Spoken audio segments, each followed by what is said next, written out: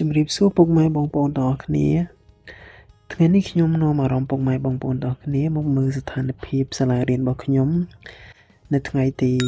10ខែតុលាឆ្នាំ2025តើស្ថានភាពមកដល់ពេលឥឡូវនេះទឹកឡើង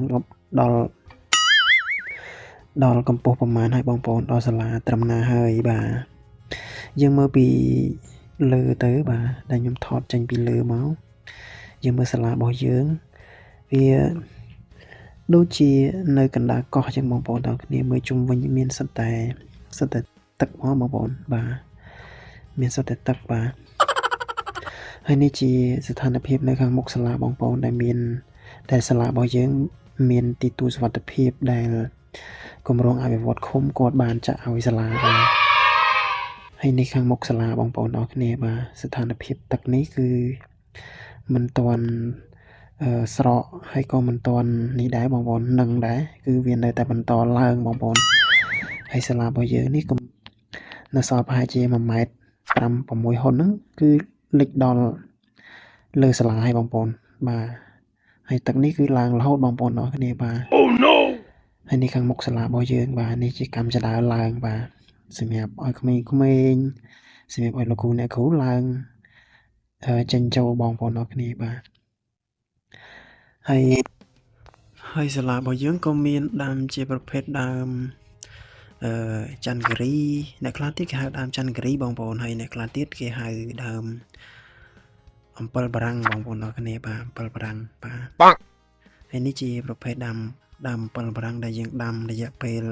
2ឆ្នាំហើយបងប្អូនបាទរយៈពេល2ឆ្នាំហើយដើមហ្នឹងដាំទៅលឿនណាបងប្អូនបាទដាំទៅលឿនរយៈពេលតែ2ឆ្នាំហើយឥឡូវកម្ពស់ណានៃហើយយើងបានមកលុបបដាហើយបងប្អូនបាទហើយដើមនេះយើងដាំនៅបរិវេណខាងមុខសាលាហើយដើម្បីបានជាម្លប់ដល់ក្មេងៗក៏ដូចជាម្លប់ដល់សាលាបងប្អូនបាទហើយនេះជាប្រភេទដើមជាច្រើនបងប្អូនមានដើមគោមានដើមផ្កាញ់ហើយមានដើមផ្កាហើយនេះជាប្រភេទដើមឆាត់ម៉ាឡេបងប្អូនយើងយកមកដាំហើយដើមហ្នឹងម្លប់ខ្លាំងណាបងប្អូនបាទមានដើមនេះដើមកាញ់បងប្អូនបាទមានដើមកាញ់ហើយដើមនេះយើងដាំតែរយៈពេលជាមួយគ្នានឹងដែរបងប្អូនបាទរយៈពេល2ឆ្នាំឥឡូវយើងបានម្លប់បានអីបដាហើយបាទសម្រាប់ឲ្យក្មេងៗរត់លេងបាទហើយដើមនេះដើមអំពិលបារាំងនេះគឺយើងដាំតែរយៈពេលមិនទាន់បាន1ឆ្នាំទេហើយវាលូតលឿនណាបងប្អូនបាទហើយនៅលើទូរបស់យើងមានដើមជាច្រើនប្រភេទដើមនេះគឺគេហៅដើមរាជបងប្អូនបាទដើមហ្នឹងក៏មកលុបឲ្យផ្កាវាស្អាតដែរបងប្អូនផ្កាវាពណ៌លឿងបងប្អូនបាទហើយមានប្រភេទដើមកកោះបងប្អូនមានដើមកកោះបាទយើងចេះតែដាំព្រោះវាផ្ដល់ជាម្លប់សម្រាប់ឲ្យយើងបងប្អូនទាំងគ្នាហើយមានដើមប្រភេទជាច្រើនបាទមានដើមផ្កាដើមអីចឹងបាទអានេះដើមផ្កាដែរដែលយើងកាត់ជារូបជាអីចឹងបងប្អូនបាទធ្វើជាសួនបាទហើយនេះជាស្ថានភាពនៅខាងមុខសាលាបងប្អូនបាទហើយទឹកនេះជិតលិចទួលហើយបងប្អូនបាទជិតលិចទួលហើយនៅសល់ប្រហែលជា1ម៉ែត្រជាងទេអាចនឹងទូលនេះអាចនឹងលិចហើយបើសិនជាបន្តឡើងទៅទៀតបងប្អូនហើយមានប្រភេទដើមអាស័យដើមគុលក្រៃដើមអីចឹងបងប្អូនសម្រាប់ស្លសម្រាប់អីចឹងបាទនេះដើមអាស័យបងប្អូនដាំសម្រាប់ជួយជាទប់ដីជាម្លប់ដែរបងប្អូនបាទហើយមានដើមកខុបមានអីហ្នឹងហើយដើមនេះគឺយើងដាំយកម្លប់សិនទេបងប្អូនបើសិនជាដើមដែលអត់ផ្លែហ្នឹងគឺកាលណាវានេះហើយ